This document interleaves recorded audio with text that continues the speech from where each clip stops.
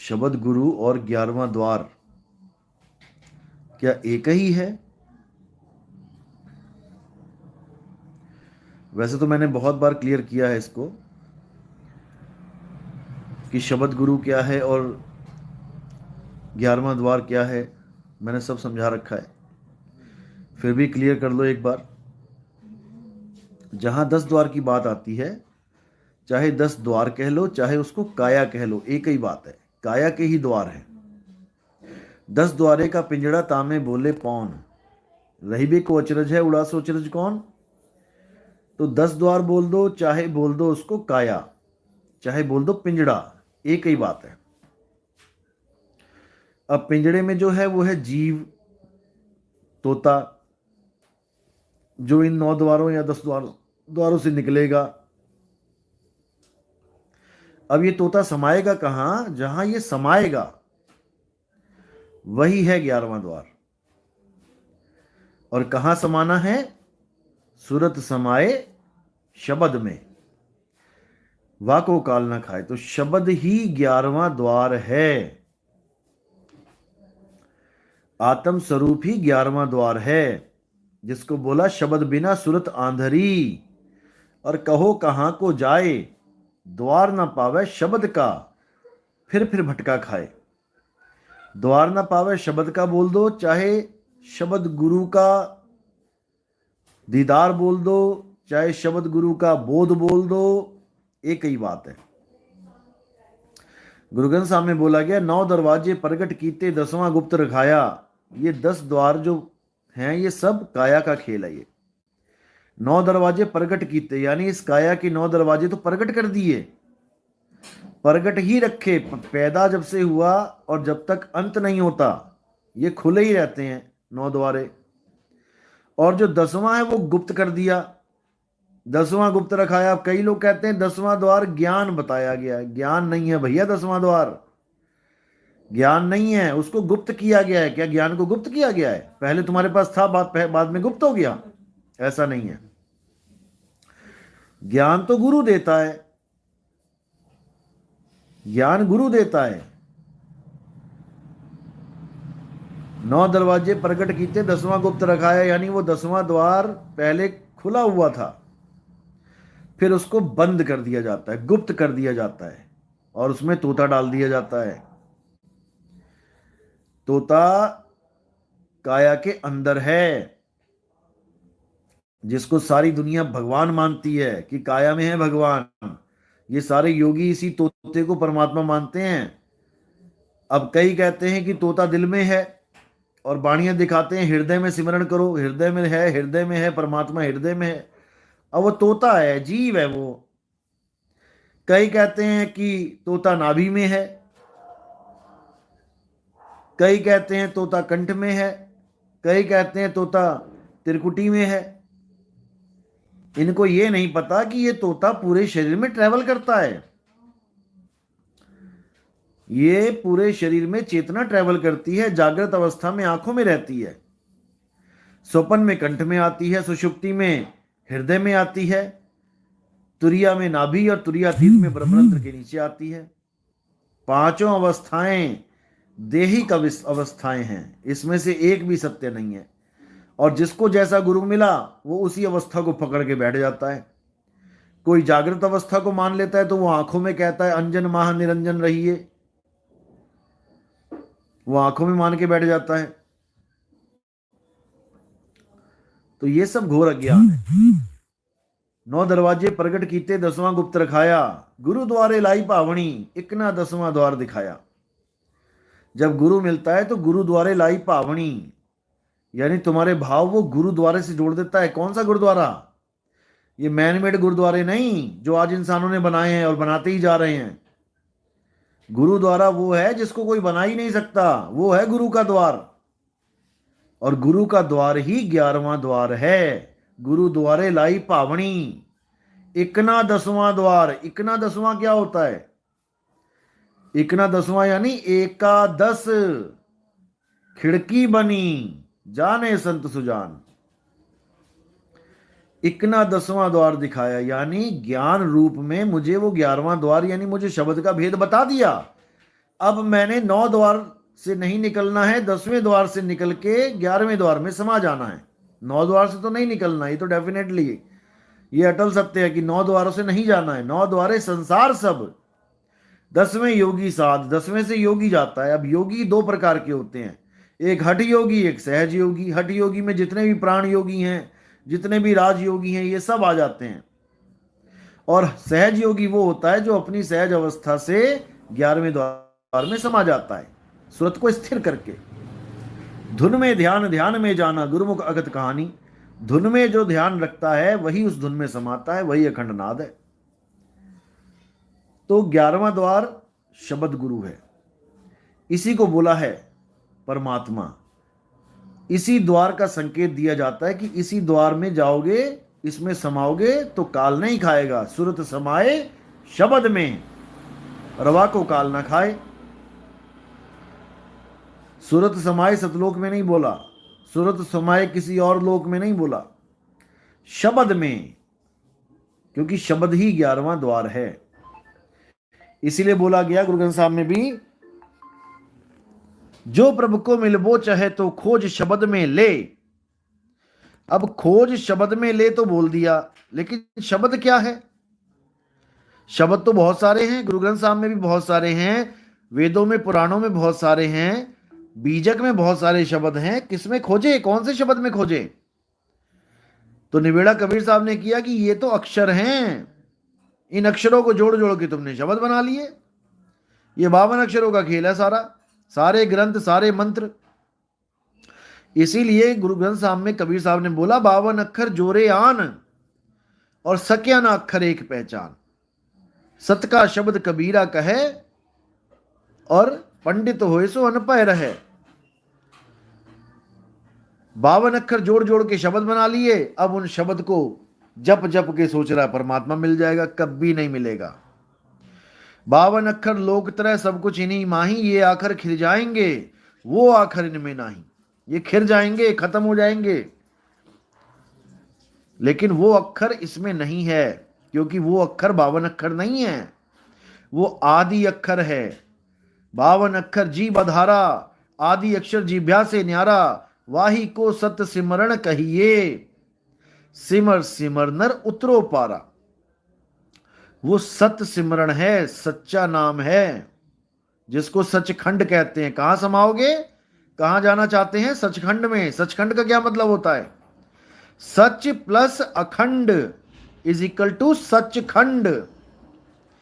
ऐसा अखंड नाम जो सच है, उसी को सत नाम बोला है, उसी को सचखंड बोला है, जहां पर आप समाओगे। सचखंड बस है निरंकार, निराकार नहीं, निरंकार। और निरंकार कौन है? आप ही का सत्य स्वरूप निरंकार है, जिसको बोला गया, तो ही मोही मोही तो ही अंतर कैसा। जब अंतर खत्म हो जाता है तो दुविधा खत्म हो जाती है। आत्मा परमात्मा एको करे, अंतर की दुविधा अंतर मरे।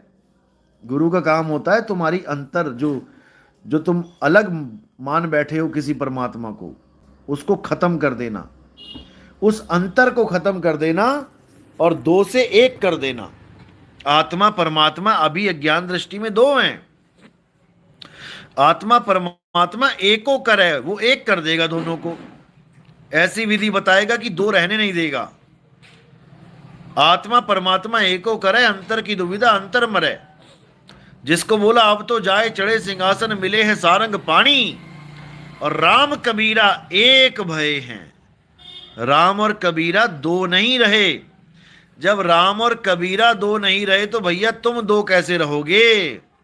क्योंकि जो संतों के साथ घटित होगा वही तुम्हारे साथ होगा। जब राम और कबीर 2 नहीं रहे तो तुम भी 2 नहीं रहोगे। अगर तुम 2 रह गए तो दुविधा में रह गए, अंतर खत्म नहीं हुआ। तो इसी को समझना है। तो जो 10वां द्वार है वो काया का है। 10वें द्वार से निकलने वाले बहुत से योगी हैं, लेकिन उनकी मुक्ति नहीं होती। 10वें द्वारे जीव जब जाए स्वर्ग लोक में वासा पाए। 10वें द्वारे गंदम गंदा, सार शब्द चीने नहीं अंधा। तो 10वें द्वार का खेल खत्म है। अब 11वें द्वार को जानो, शब्द द्वार को जानो। द्वार न पावे शब्द का, फिर भटका खाए। तब समझ में आएगा, नहीं तो ये ज्ञान समझ में आने वाला नहीं है। आज एक अमृतसर से फोन आया था भगत का, वो कहता मेरी सारी उम्र बीत गई गुरु ग्रंथ साहब पढ़ते हुए, लेकिन जब से आपके सत्संग सुन रहा हूं तब से जो भी पन्ना खोलता हूं तो आप ही की बात लिखी होती है, उसमें जो आप बता रहे हो हर चीज लिखी है, लेकिन अब समझ में आ रही है कि लिखा क्या था। आज तक केवल पढ़ रहे थे, अब समझ रहे हैं। यही हाल गीता वालों का है। 42 साल से एक भगत हापुड़ में 42 साल से गीता के पीछे लगा हुआ है, कोई महात्मा नहीं छोड़ा जो गीता पे प्रवचन नहीं करते, सब नाप लिए। अब कहते हैं भाई आपका सत्संग सुनने के बाद अब गीता की एक एक लाइन ऐसी क्लियर होती जाती है कि मुझे लगता है कि उन बाबों को मेरे सामने बैठाओ, मैं समझाऊं उन्हें, जिनको मैं सुनता रहा 40-42 साल, मैं समझाता हूं गीता क्या कह रही है। तो ये सब तब होता है जब परमात्मा की दया होती है, विवेक जागता है। इसलिए मैं कह रहा हूं विवेक जगाओ। विवेक तुम्हारी वो गुप्त शक्ति है जिसको तुमने जगा लिया, फिर तुम्हें कोई बेवकूफ नहीं बना सकता, भूल जाओ। इसी को बोला है कि जब तक तुम्हें विवेकी गुरु नहीं मिलेगा, जब तक तुम्हारा विवेक जगने वाला नहीं है, यानी जब तक तुम्हें जली हुई मोमबत्ती नहीं मिलेगी, तुम बुझी हुई मोमबत्ती जलने वाले नहीं हो। इसीलिए बोला गया कि गुरु मेरे सभी बड़े अपनी अपनी ठौर, शब्द विवेकी पारखी सो माथे का मोर। जो विवेकी गुरु है वही तुम्हारा विवेक जगा सकता है, नहीं तो कुछ होने वाला नहीं है। समझ जाना इस चीज को।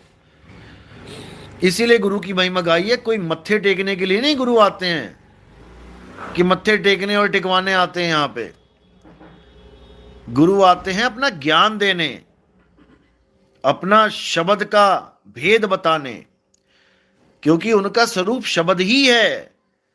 लेकिन अगर तुम उनके ज्ञान की जगह उनको भगवान मान के बैठ गए तो क्या बोला 10वीं पातशाही ने, जो हमको परमेश्वर उचरे नरक कुंड में वो जा पर है। कहते हैं मैं हूं परम पुरुष का दासा, देखण आया जगत तमाशा। जो हमको परमेश्वर उचरे नरक कुंड में वो जा पर है। अब उनको अगर परमेश्वर बोल दिया, अगर गुरु को परमात्मा बोल दिया, तो क्या गुनाह कर दिया भाई? क्या कत्ल कर दिया किसी का? चोरी ठगी कर ली क्या? नरक कुंड में क्यों जाना पड़ेगा भाई? उनके भाव को समझो, क्या कहना चाह रहे हैं। वो कह रहे हैं अगर तुमने मेरी देह को परमात्मा मान लिया तो तुम शब्द को परमात्मा नहीं चीन पाओगे, क्योंकि परमात्मा तो एक है, तुम एक पे ही टिक जाओगे। अब देह को पकड़ लिया तो शब्द का भेद तुम्हें समझ में आने वाला नहीं है। इसलिए तुम्हें नरक में जाना पड़ेगा। नरक मतलब कुंभी नरक, गर्भ जून में जाना पड़ेगा, क्योंकि तुमने देह को गुरु मान लिया तो तुम्हें देह ही प्राप्त होगी, और तुमने अगर शब्द को गुरु मान लिया तो तुम्हें शब्द ही प्राप्त होगा। फिर कोई रोकने वाला नहीं है तुम्हें, भूल जाओ। जैसे स्वान कांच मंदिर में भ्रमते भूख मरे हो, और कहे कबीर नल्ली के सुगना, तोहे कौन पकड़े हो। तुझे कौन पकड़ पाएगा? तू अपनी अज्ञानता में पकड़ा जाता है। बहेलिया कभी चिड़िया को पकड़ ही नहीं सकता अगर वो दाना चुगने नीचे ना आए। रहे आसमान में, वो क्या करेगा? बहेलिया आसमान में जाल फेंकेगा क्या? उसके पास चारा है, काल भगवान के पास चारा है। चारा क्या है उसका? दाने कौन से दाने खिला रहा है? ये 5 तत्व के दाने खिला रहा है चिड़िया को। ये सुरता कहां से आई है इन 5 दानों को चुगने के लिए? उसके बाद ये 5 दाने ही देखो क्या क्या बने बैठे हैं। ये 5 तत्व, माँ बाप भाई बहन मकान दुकान कार बंगला, ये सब 5 तत्व ही हैं, और तुम्हें इसी में उलझा दिया उसने। जब तक इन सबको एक दृष्टि से नहीं देखोगे तब तक जोग नहीं आएगा। याद रखना, गल्ली जोग ना होई, एक दृष्टि कर समसर जाने, जोगी कहिए सोई गल्ली जोग ना हुई। बातों से नहीं होता। यहां तो संत महात्माओं का ये हाल है कि माया के पीछे ऐसे गुलाम हुए पे हैं कि इनको माया ना मिले तो इनको कहो रातों को नींदे ना आए। रोज अकाउंट चेक करते हैं कितना पैसा आ रहा है। ये हालत है इनकी। कहां जाएंगे? अंत काल है जो लक्ष्मी सिमरे, ऐसी चिंता में देह मरे, सरप जून वो वाले वाली उतरे। सांप बनेंगे, सोने के मटके घड़ों पे बैठेंगे, खजाने की रक्षा करेंगे, 84 में भटकेंगे, खुद भी और चेलों को भी लेके जाएंगे। तो भाई विचार करो, ये जन्म बार बार नहीं मिलेगा, ये मिला है बंदगी के लिए, और तुम बंदगी भूल के गंदगी में फंस गए हो। बंदा भूला बंदगी साहिब भूले नाही, और जिस दिन साहिब भूल गए उस दिन बंदा नहीं। लेकिन समझ में नहीं आ रहा अभी।